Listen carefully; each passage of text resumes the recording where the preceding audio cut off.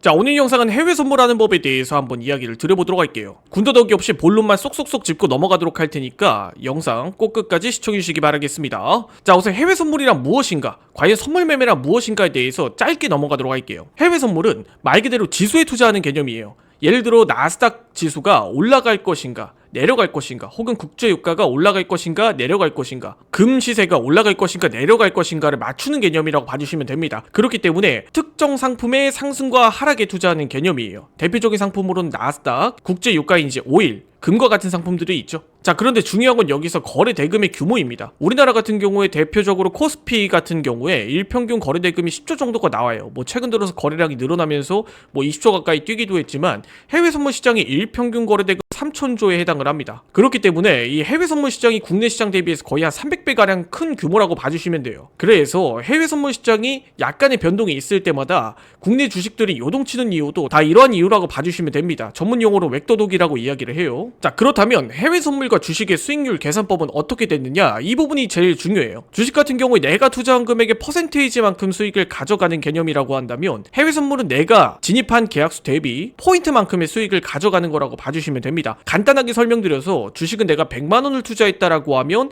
100만원의 10%가 올랐을 때 10만원의 수익인 개념인 거죠. 하지만 해외 선물 같은 경우에는 포인트 단위, 1포인트당 한 계약 기준으로 1포인트가 움직일 때마다 20달러씩 하나 약 3만원 정도의 변동이 발생하는 개념이라고 봐주시면 됩니다. 자, 그렇다면 해외 선물의 특징과 해외 선물은 어떤 식으로 거래가 되느냐, 바로 이 부분에서 주식과 차이가 있는 거예요. 주식은 내가 매수한 주식이 상승해야만 수익을 볼 수 있는 개념이라고 한다면, 해외 선물 같은 경우에 상승과 하락에 양방향의 투자가 가능합니다.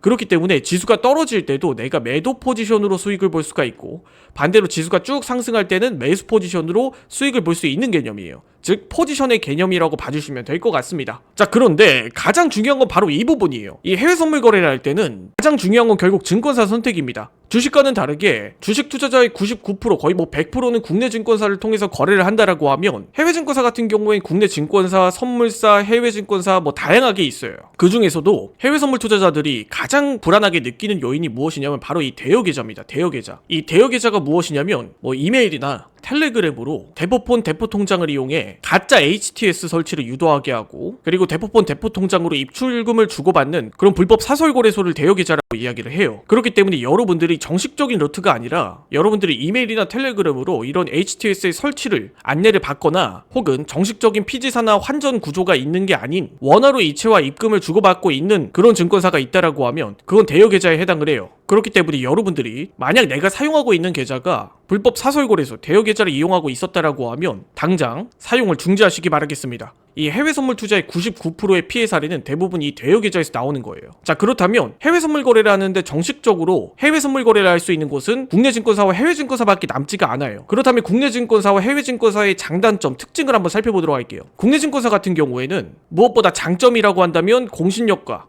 편리한 접근성에 있다라고 봐주시면 됩니다. 하지만 단점은 높은 증거금에 대한 허들을 느끼시는 분들이 많아요. 그래서 이 높은 증거금에 대한 허들을 느끼고 안타깝게 대여 계좌로 이동하시는 분들이 있는데, 다시 한번 말씀드리지만 대여 계좌는 엄연히 불법입니다. 이 해외 선물 피해 사례 99%는 전부 다 대여 계좌에서 나오는 거예요. 자, 그러면 국내 증권사는 증거금이 얼마나 높길래, 이 부분에 대해서 여쭤보시는 분들이 있어요. 제가 정확하게 오늘 날짜를 기준으로 이 국내 증권사의 증거금, 제가 정확하게 오늘 날짜를 기준으로 국내 증권사의 개시 증거금과 이제 유지 증거금을 캡처를 해왔어요. 현재 국내 증권사의 개시 증거금의 경우는 33,000불을 필요로 합니다. 하나 약 4,700만원 정도죠. 그리고 유지 증거금 같은 경우에는 3만 불을 필요로 합니다. 즉 4천만원 이상의 금액을 필요로 해요. 그렇기 때문에 국내 증권사에서 나스닥 미니 한 계약을 거래하기 위해서는 약 4천만원 이상의 증거금이 필요한다라고 봐주시면 됩니다. 어마무시하죠. 그렇기 때문에 국내 증권사는 장점만큼이나 단점이 명확하다라고 봐주시면 됩니다.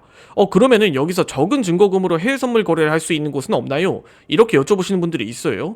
저는 그런 분들을 위해서 단연 해외 증권사를 추천을 합니다. 해외 증권사 같은 경우에는 이 메타트레이더 5라는 구글 플레이 스토어에서 1800만 다운로드 수를 기록한 글로벌 HTS, MTS인 메타트레이더 5에 입점이 되어 있어요. 그렇기 때문에 당연히 공식 라이센스 또한 보유를 하고 있고, 그렇기 때문에 우리가 가장 중요하게 생각하는 1번 공신력을 일단 챙겼다라고 봐주시면 됩니다. 가장 큰 메리트는 일단 이 부분이에요. 우선 국내 증권사 대비 월등히 저렴한 증거금으로 해외 선물 거래를 할 수가 있어요. 나스닥 한 계약 기준으로는 이제 140만원, 국내 증권사 대비 거의 한 30-40배가량 저렴한 거죠. 그리고 최소증거금 같은 경우에는 0.01 계약 기준 14,000원부터도 해외 선물 거래가 가능합니다. 그렇기 때문에 나는 해외 선물 거래를 처음인데 국내 증권사에서 4천만 원 이상 뭐 예치해서 매매를 하기 부담스럽다 하시는 분들 분명 있으실 거예요. 그런 분들을 위해서는 0.01 계약 기준으로는 14,000원부터 대외 선물 거래가 가능하기 때문에 소액부터 시작해 볼 수 있다라는 게 가장 큰 장점이에요. 초보자들도 접근하기 편하다라는 장점이 있습니다. 그렇기 때문에 해외 증권사는 일종의 하이브리드 증권사라고 생각을 해주시면 돼요. 첫 번째로는 공신력을 갖췄고 두 번째로는 저렴한 증거금으로 거래를 할 수가 있다라는 점. 그렇기 때문에 이 국내 증권사의 장점과 저렴한 증거금에 이런 장점을 가지고 있는 하이브리드 증권사라고 봐주시면 됩니다. 자, 그러면은 이 해외 증권사를 활용하려면 어떻게 해야 되느냐, 이 부분이 궁금하신 분들이 많으실 거예요. 이 해외 증권사는 난 잘 모르겠다, 조금 더 알아보고 싶다 하시는 분들은 댓글에 고객센터를 참조해 주셔도 되고, 혹은 더보기란에 있는 셀프 계좌 개설 영상을 통해서 여러분들이 직접 다운로드를 받고 가입을 해보시고 모의 투자부터 시작해서 실매매까지 한번 활용해 볼 수가 있다 보니까 자세한 내용은 댓글에 고객센터 혹은 더보기란에 셀프 계좌 개설 영상을 참조해 주시기 바라겠습니다. 지금까지 퓨처스 트레이딩이었습니다. 이 영상을 시청해 주셔서 감사드립니다.